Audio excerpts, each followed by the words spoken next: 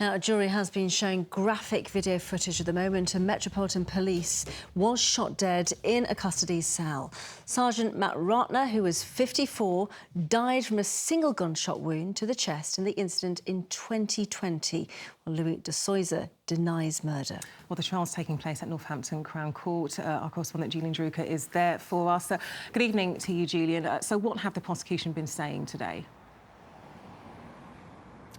ICL, the prosecution say that Mr de Zoysa smuggled an antique gun into Croydon police station and murdered Sergeant Ratana. Now, at the opening of this trial earlier today, we saw body-worn footage of a stop and search where police arrested Mr de Zoysa walking through South London at around 1 in the morning in September 2020.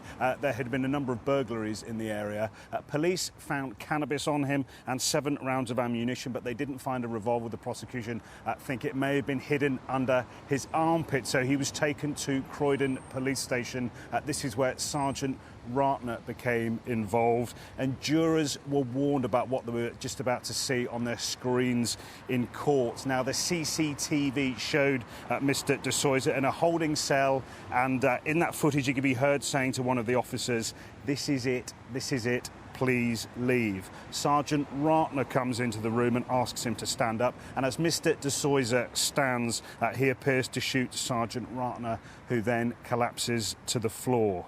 Meanwhile, Mr de Zoysa is tackled to the ground by the arresting officers. Now, jurors were told that the 4th shot hit him in the neck, causing him to suffer brain damage. He is now in a wheelchair, as we saw in court today, and he's being helped by an intermediary during his trial.